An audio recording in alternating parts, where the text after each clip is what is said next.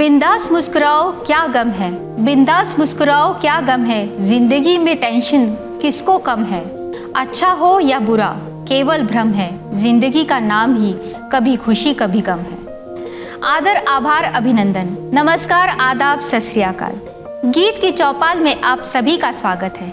यह एक छोटी सी कोशिश है कुछ गुमनाम कलाकारों की आवाज़, कुछ गुमनाम शायरों की आवाज़ आप तक पहुंचाने की। तो चलिए शुरू करते हैं।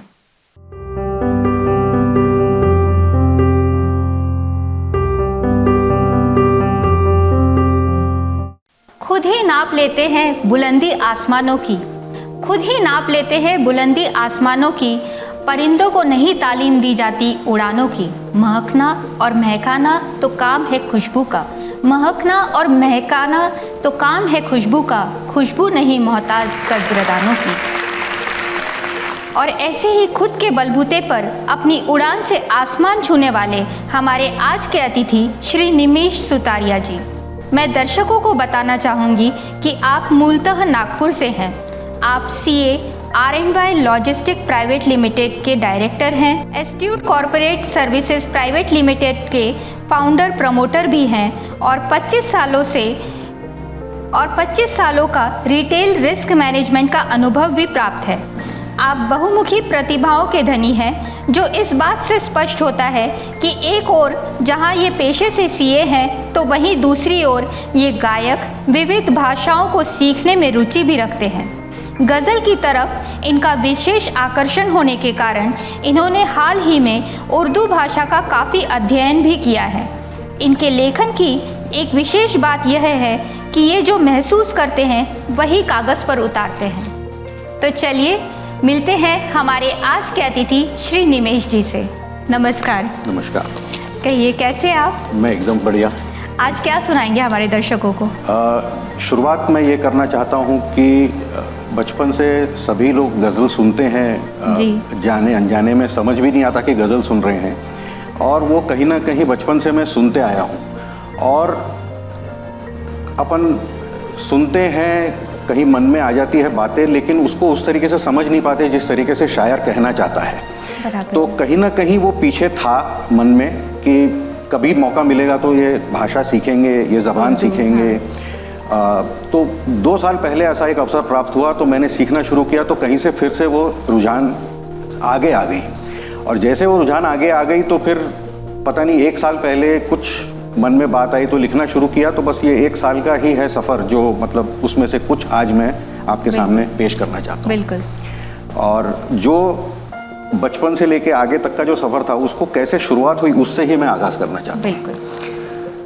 मुलाकात पहले फिर हुई थी पहचान, आवाज़े गोश बन चुकी थी सुखन, दिलो दिमाग में बस यही थी उलझन, कब होगी मुराद पूरी रूह थी अनजान, रस्म तहरीर का कब होगा उन्वान, कैसे होगी पूरी ये बचपन की रुझान, कहाँ हर्फ बनेंगे लफ्ज़ बनेगी ज़बान, यकायक ज़िंदगी में आई हस्ती एक महान, रस्म उल्खत से भी करवाया पहचान, आंखें ज़बर ज़ेर से अब नहीं है अनजान, हर्फ से बनवा के लफ्ज़ सिखाई ज़बान, इस तरह मिला हमको सवाली अंजाम। कुछ 1 साल में, जो 1.5 साल में पिछले अपने ज़िंदगी में जो हम लोगों ने महसूस किया है, उसके ऊपर एक कुछ मैंने कई छोटे छोटे कपलेट्स लिखे हैं, उसके ऊपर मैं आज बात करना चाहता हूँ। और जो सबसे पहले बोलना चाहता हूँ वो ये है, अनासिर में ये कैसा मुज़ीर रंग वबा घुल गया, अनासिर में ये कैसा मुज़ीर रंग वबा घुल गया, तासीर हुआ ये ऐसा मुंतशिर मंज़र छोड़ गया। मतलब ऐसी हालत कर दिया है ये वबा ने, पैंडेमिक ने, कि मतलब सब जगह सब कुछ इधर उधर तितर बितर होके छोड़ दिया उसने। आगे कुछ ऐसा हुआ कि सरकार कुछ बोल रही, कोई कुछ और बोल रहा है, लेकिन अपना जो समाज है, जो कौम है, वो उसको कितना नज़रअंदाज कर रही है, उसके ऊपर एक तंज मैंने लिखा है। हाँ जी। कुछ ऐसा चला है दौरे वक्त, गुम है ज़ब्ते कौम, कुछ ऐसा चला है दौरे वक्त, गुम है ज़ब्ते कौम, पूरी है कायनात वबाग्रस्त, गुम है ज़ब्ते कौम, निज़ाम है इख्तियार बरते सख्त, गुम है ज़ब्ते कौम, कुछ इस तकदीर या इसे तकदीर या समझे बख्त, गुम है ज़ब्त कौम। नहीं रहा पुराना अहबाब और रब्त, गुम है ज़ब्त कौम। ताहद नज़र नहीं मुश्ताक़ व ज़ब्त, गुम है ज़ब्त कौम। ताहद नज़र नहीं मुश्ताक़ व ज़ब्त, गुम है ज़ब्त कौम। थोड़ा दर्शकों को थोड़ा समझाइए कि कैसे। इसका मतलब बेसिकली ये है कि ज़ब्त माने सेल्फ कंट्रोल, ज़ब्त कौम माने सेल्फ कंट्रोल जो मतलब मिसिंग है समाज में लोगों का, कौम में लोगों का। तो ऐसा वक्त चला है कि इसके बावजूद लोगों का कोई कंट्रोल ही नहीं है अपने आप पे। वो मतलब अभी भी उसी तरीके से जी रहे हैं जैसे कि कोई ऊपर से आएगा और उनको बचा लेगा, है ना। ऐसा तो पॉसिबल नहीं है। तो जैसे निज़ाम है इख्तियार बरते सख्त, निज़ाम मतलब एक ऑर्डर है कि आप अपने आप पे इख्तियार बरते, आप अपने आप को कंट्रोल रखें, आप अपने घरों में रहें, अपने आप को बचाएं, लेकिन गुम है ज़ब्त कौम। इस तरीके से इस नज़म का ये है। बहुत सुंदर तरीके से आपने उर्दू का प्रयोग किया है। मुझे एक कुछ पंक्तियाँ याद आ रही है। एक शायर ने कहा है, उर्दू में खूबसूरती है, उर्दू में खूबसूरती है तो हिंदी में अपनापन है। उर्दू में खूबसूरती है तो हिंदी में अपनापन है। उर्दू में शिद्दत है तो हिंदी में तासीर है। बहुत मज़ा आया इस। थैंक यू गीतांजलि जी। आपने जो अभी बात कही इसके ऊपर मेरा एक छोटा सा 2 लाइन में कहना चाहता हूँ जी कि एक ऐसा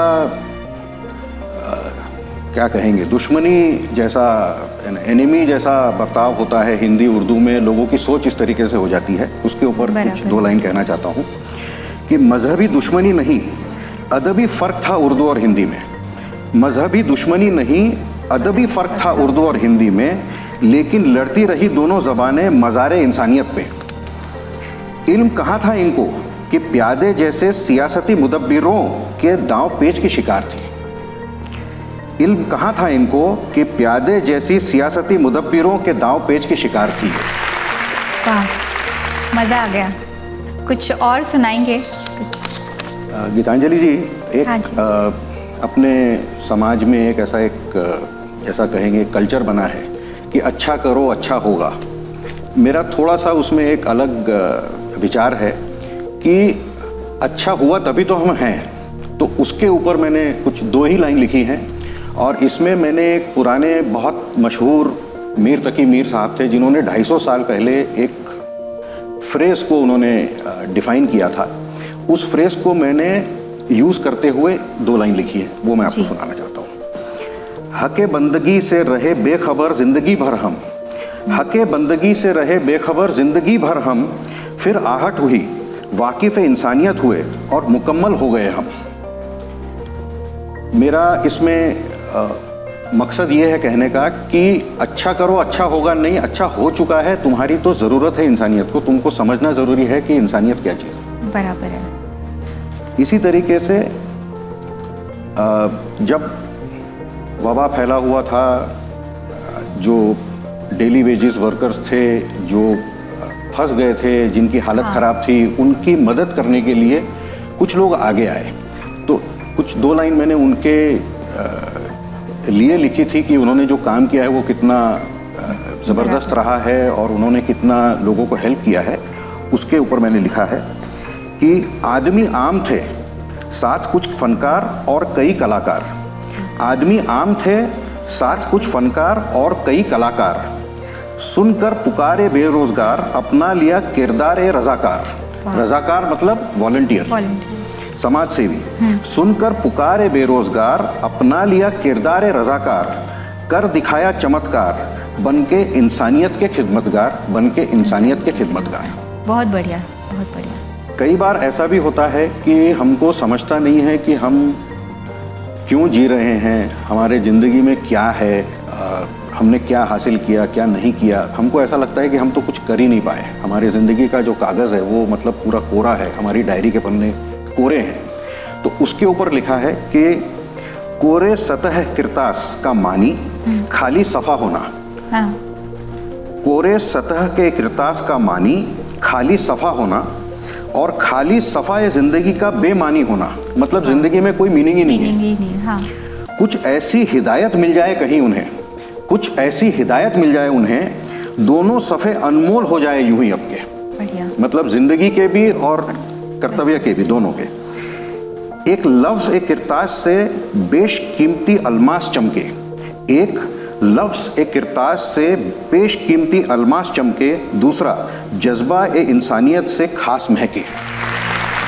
मतलब अगर जो लोग ज़रूरतमंद हैं, अगर आप उसके लिए कुछ कर रहे हो तो आपका जीवन वैसे ही सार्थक हो जाता है। बराबर। इस तरीके से मैंने लिखा हुआ है। आप शायरी के साथ साथ गज़ल भी पेश करते हैं, तो कुछ श्रोताओं के लिए कुछ गज़ल की कुछ पंक्तियाँ हो जाए।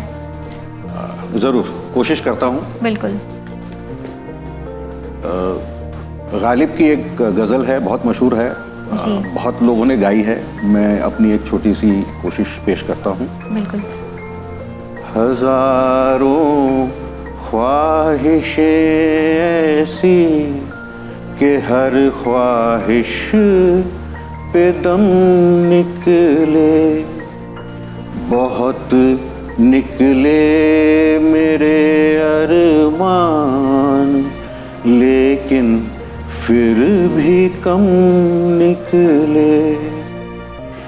निकलना खुल्द से आदम का सुनते आए हैं, लेकिन बहुत बेआबरू होकर तेरे कूचे से हम निकले। वाह, बहुत मज़ा आ गया। उम्मीद करती हूँ आपको भी मज़ा आया होगा गीत की चौपाल में। बहुत बहुत शुक्रिया, बहुत मज़ा आया।